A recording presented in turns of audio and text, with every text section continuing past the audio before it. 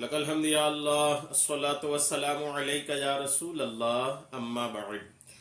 سلسلہ ہے تذکرہ اسلاف کا۔ اس مبارک سلسلے میں ہم اپنے اسلاف کا ذکر خیر، ان کے یوم ولادت اور عرس کی تاریخوں پر کرنے کی سعادتیں حاصل کرتے ہیں۔ آج جس عظیم الشان شخصیت کا ہم ذکر خیر کرنے جا رہے ہیں، دنیا بھر کے کروڑوں حنفیوں کے امام حضرت امام ابو حنیفہ رحمۃ اللہ تعالی علیہ کا ذکر خیر آج ہم کرنے کی سعادتیں حاصل کر رہے ہیں۔ آج آپ کا ذکر خیر ہم اس مناسبت سے کر رہے ہیں کہ شعبان المعظم کی 2 تاریخ آپ کے وصال کی تاریخ ہے، آپ کے پردہ فرمانے کی تاریخ ہے۔ شعبان کی 2 تاریخ کو آپ کی بارگاہ میں عقیدت کے نذرانے پیش کرتے ہوئے یہ بیان ہم آپ تک پہنچانے کی سعادتیں حاصل کر رہے ہیں۔ آپ بھی عقیدت کے نذرانے پیش کر سکتے ہیں اس بیان کو توجہ سے سن کر، اور بیان سن کر دوسروں تک اس بیان کو پہنچا دیں، تاکہ ہمیں یہ پتہ چلے کہ جس امام کی ہم تقلید کرتے ہیں، جس امام کی وجہ سے ہم حنفی مسلمان کہلاتے ہیں، وہ امام کی عظمت و شان کا عالم کیا ہوگا۔ آج ہم الحمدللہ حضرت کی زندگی کے جس باب پر، حضرت کی زندگی کے جس پیج پر روشنی ڈالنے کی کوشش کر رہے ہیں، وہ ہے امام ابو حنیفہ رحمۃ اللہ تعالی علیہ کی، امام اعظم رحمۃ اللہ تعالی علیہ کی تہجد گزاری۔ آپ رات کو جاگ کر کیسی عبادت کرتے تھے، تہجد کیسے، آپ کے کیسے معاملات تھے، انشاءاللہ اس پر میں روشنی ڈالنے کی سعادتیں حاصل کروں گا۔ حنفیوں کو چاہیے کہ اپنے امام کو جانیں، اپنے امام کو سمجھیں اور اپنے امام کو پڑھیں، اپنے امام کو سنیں، تاکہ الحمدللہ آپ کو یہ اس بات پر آپ فخر کریں کہ الحمدللہ آپ اتنے عظیم الشان امام کے مقلد ہیں۔ راتوں کو عبادت الہی میں مصروف کرنے والی عظیم ہستیوں میں حضرات ائمہ کرام، امام اعظم ابو حنیفہ، امام مالک، امام شافعی، امام احمد رحمۃ اللہ تعالی علیہم اجمعین کے اسماء گرامی سر فہرست ہیں، جہاں انہوں نے امت محمدیہ علی صاحبہ الصلاۃ والسلام کے لیے فقہ کا عظیم ذخیرہ ورثہ میں چھوڑ کر عظیم احسان کیا، وہاں عبادت و تقوی کے بھی عظیم نمونے چھوڑے۔ ان عظیم ہستیوں کا یہ عظیم ورثہ امت کے لیے مشعل راہ ہے، الحمدللہ تا قیام قیامت برقرار رہے گا، کیونکہ ان مخلص اللہ والوں نے پاکیزہ دل و دماغ کے ساتھ ان مسائل کو دین کی خدمت سمجھ کر مستنبت کیا اور امت پر احسان عظیم کیا۔ تہجد عبادت مجاہدے کی برکت سے اللہ تعالیٰ نے ان کے قلوب کو نور معرفت سے منور فرمایا، جن سے ان کے نفوس مزکہ و مصفہ و مجلہ ہوئی، ان کی زبانیں حق گوئی میں بے مثال ہوئیں، دین اسلام کی ترویج و اشاعت کے مسائل اور مسائل کے استنباط میں ان کے دل خواہش نفس کی آلودگیوں سے پاک رہے، الحمدللہ۔ یہ عظیم خدمات ہے ائمہ اربعہ کا، چاروں امام کا، جن کے مقلدین دنیا بھر میں پائے جاتے ہیں۔ انہوں نے بہت خدمات الحمدللہ مسلمانوں کے لیے انجام دی ہیں۔ آج ہمارا موضوع ہے امام اعظم ابو حنیفہ رحمۃ اللہ علیہ کی شب بیداری، تہجد گزاری۔ حضرت امام اعظم ابو حنیفہ نعمان بن ثابت رحمۃ اللہ تعالی علیہ تہجد کی ان کے طویل قیام کی وجہ سے اکثر ان کے ساتھی ان کو کیل وطد یعنی کیل کہا کرتے تھے۔ آپ 150 ہجری میں آپ کا وصال ہوا تھا، یعنی شعبان کی 2 تاریخ تھی اور 150 ہجری تھی حضرت کے وصال کی تاریخ۔ تہجد میں یہ ایسے کھڑے ہوتے تھے اور تہجد میں اتنا لمبا قیام آپ فرماتے تھے کہ آپ کے لمبے قیام کی وجہ سے آپ کے ساتھی آپ کو کیل کہا کرتے تھے، کہ جیسے کیل کو ٹھوک دیتے ہیں تو وہ سیدھے رہ جاتا ہے، ہلتا ڈلتا نہیں، یہ لمبے وقت تک رہتا ہے۔ آپ امام اعظم ابو حنیفہ تہجد میں اتنا لمبا قیام کرتے تھے کہ آپ کے ساتھی آپ کو کیل کہہ کر کے پکارتے تھے۔ ان کے ایک ساتھی امام اعظم ابو حنیفہ رحمۃ اللہ علیہ کے ایک ساتھی حفص بن عبد الرحمن، ان کی رات کی عبادت کی، امام اعظم کی رات کی عبادت کی کیفیت یوں بیان کرتے ہیں کہ امام اعظم ابو حنیفہ رحمۃ اللہ تعالی علیہ نے 30 سال تک راتوں کو قرآن کریم کی تلاوت سے قیام کیا۔ 30 سال تک راتوں میں قیام آپ کو قرآن پاک کی وجہ سے، یعنی قرآن کی تلاوت میں کیا، اور پورا قرآن کریم ایک رکعت میں پڑھتے تھے، ایک رکعت میں پورا قرآن کریم آپ پڑھ ڈالتے تھے۔ آپ کے ایک ساتھی فرماتے ہیں کہ امام ابو حنیفہ رحمۃ اللہ تعالی علیہ نے 40 سال تک عشاء کے وضو سے فجر کی نماز پڑھی۔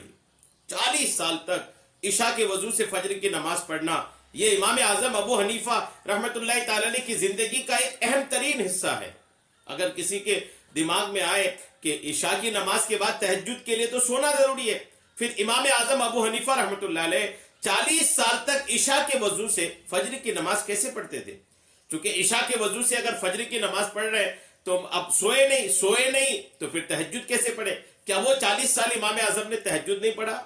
اس کے جواب میں چونکہ اس فیلڈ میں بہت سارے اولیاء کرام ہیں جنہوں نے عشاء کے وضو سے فجر کی نماز پڑھی۔ اس پر میرا بیان میرے چینل پہ اپلوڈ ہے، آپ سرچ کر کے اس کو بھی دیکھ سکتے ہیں۔ میں یہاں بس اتنا عرض کر دوں کہ یہ بزرگان دین جو عشاء کے وضو سے فجر کی نماز پڑھتے تھے نا، یہ تہجد کے لیے عشاء کے بعد ہلکی ایک اونگ بیٹھے بیٹھے لے لیتے تھے۔ ہلکی سی اونگ بیٹھے بیٹھے لینے سے وضو نہیں ٹوٹتا۔ اب وضو نہیں ٹوٹتا لیکن اونگ آ گئی، نیند کا ایک حصہ پایا گیا، تو ان کے لیے تہجد جو ہے وہ کہلاتی ہے۔ تو یہ ہلکی سی ایک اونگ لے لیتے تھے۔ اکثر رات ایک رکعت میں پورا قرآن کریم تلاوت فرماتے۔ رات کو ان کے رونے کی آوازیں، رات کو تہجد میں نوافل میں امام ابو حنیفہ رحمۃ اللہ علیہ اکثر روتے تھے اور آپ کے رونے کی آوازیں آتی تھی، حتیٰ کہ ان کے پڑوسی ان پر رحم کرنے لگے۔ جس جگہ وہ نماز پڑھتے تھے اس جگہ 7000 مرتبہ قرآن کریم ختم کیا۔ اور کیجئے، جس جگہ امام اعظم ابو حنیفہ رات کی عبادت کرتے تھے، تہجد پڑھتے تھے، اس جگہ کو یہ شرف حاصل ہے کہ اس ایک جگہ پر امام اعظم ابو حنیفہ رحمۃ اللہ علیہ نے 7000 مرتبہ قرآن پاک کو ختم کیا تھا۔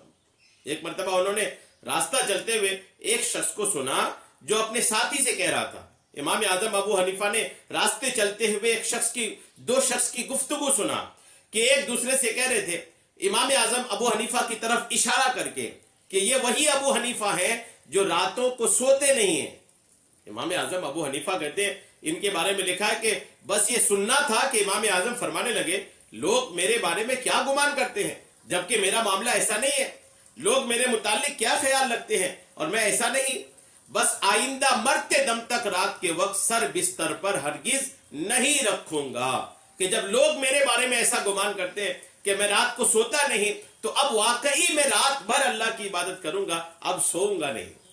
راوی کا کہنا ہے کہ امام صاحب ساری رات، امام اعظم ابو حنیفہ ساری رات نماز، دعا، تلاوت، رونا، گریہ وزاری اسی میں گزارتے تھے۔ جب نماز کے لیے کھڑے ہوتے تو خوبصورت ترین لباس زیب تن فرماتے۔ جب تہجد کی نماز سمیت دیگر نماز کے لیے امام اعظم ابو حنیفہ کھڑے ہوتے تھے نا، تو یہ بہت قابل تقلید عمل ہے کہ آپ جیسے کھڑے ہوتے تھے تو آپ الحمدللہ خوبصورت لباس پہنتے تھے، صاف ستھرا خوبصورت لباس پہنتے تھے، اوڑھتے تھے، داڑھی پر تیل لگاتے تھے، کنگھی کرتے تھے اور اللہ کے سامنے کھڑے ہونے کے لیے خوبصورت بننے کی کوشش کرتے تھے۔ یہ بھی ایک انداز ہے۔ آج کل لوگ پارٹیز میں جائیں، رشتہ داریوں میں جائیں، دعوتوں میں جائیں تو اچھے سے اچھا کپڑا پہنتے ہیں، لیکن مسجد جو پہنا ہے وہی پہن کے آ گئے۔ مسجد ہے، نماز پڑھنے جا رہے ہیں، کیا کرنا؟ جبکہ خیالات اولیاء کرام کے، بزرگان دین کے اس فیلڈ میں ایسے تھے کہ یہ نماز میں آنے کا مطلب سمجھتے تھے کہ ہم اللہ کے سامنے حاضر ہو رہے ہیں۔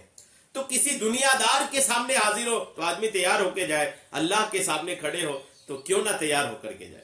اچھا کپڑا، اچھا لباس، صاف ستھرا لباس، اور پھر داڑھی میں کنگھی، تیل وغیرہ، یعنی ایک بن سور کے سج کر کے آدمی اللہ کی بارگاہ میں خوبصورت بن کر پیش ہونے کی کوشش کرے۔ بسا اوقات امام اعظم ابو حنیفہ رحمۃ اللہ علیہ پوری رات ایک ہی آیت ورد کرتے کرتے گزار دیتے تھے۔ قاسم بن معین کہتے ہیں کہ میں نے امام ابو حنیفہ کو دیکھا کہ پوری رات یہ آیت آپ نے پڑھا۔ کون سی؟ بل الساعۃ موعدہم والساعۃ ادھیٰ وامر۔ کیا مطلب اس کا؟ کہ بلکہ قیامت ہے ان کے وعدے کا وقت، اور وہ گھڑی بڑی آفت والی ہے اور بڑی کڑوی ہے۔ پڑھتے رہے حتیٰ کہ فجر کی اذان ہوئی۔ امام اعظم ابو حنیفہ کے قیام اللیل یعنی رات کو تہجد پڑھنے کے متعلق ایک اور راوی کہتے ہیں کہ ایک مرتبہ میں نے امام صاحب کے ساتھ ان کی مسجد میں عشاء کی نماز پڑھی۔ مجھے ان سے ایک مسئلہ پوچھنا تھا، لوگ چلے گئے، میں بیٹھا رہا۔ امام صاحب کو میری موجودگی کا علم نہ تھا، پتہ نہیں تھا کہ کوئی مسجد میں ہے۔ امام صاحب کو، امام اعظم ابو حنیفہ کو، نماز کے لیے امام اعظم کھڑے ہو گئے، قرآن کریم پڑھتے رہے حتیٰ کہ جب قرآن کریم کے اس آیت پر پہنچے، فمن اللہ علینا ووقانا عذاب السموم، اور اس آیت کو بار بار پڑھتے رہے حتیٰ کہ مؤذن نے فجر کی اذان دی۔ یہ امام اعظم ابو حنیفہ رحمت اللہ علیہ کی شب بیداری ہے، تہجد گزاری ہے، قیام اللیل ہے، آپ رات کو یوں جاگ کر کے اللہ کی عبادت کرتے تھے. آپ نے سنا کروڑوں حنفیوں کے امام کی راتوں کی عبادت کا یہ حال ہے، تو ہمیں ان کی تقلید تو کرنی ہی ہے، تقلید کے ساتھ ساتھ ان کی پیروی بھی کرنی ہے، ان کی اتباع بھی کرنی ہے، ان کی زندگی کو اپنی زندگی بنانے کی کوشش بھی کرنی ہے. تہجد گزار بنیے، برکتیں حاصل کیجئے. شعبان کی 2 تاریخ امام اعظم ابو حنیفہ رحمۃ اللہ تعالیٰ علیہ کے عرس کی تاریخ ہے، آپ کے وصال کی تاریخ ہے. اللہ تبارک و تعالیٰ کی بارگاہ میں دعا ہے، مولا اپنے اس مبارک بندے کی بارگاہ میں ان کے مزار پاک میں خوب رحمتیں نازل فرما، ان رحمتوں سے ہم سب کو بھی حصہ عطا فرما. آمین بجاہ النبی الامین صلی اللہ تعالی علیہ وسلم.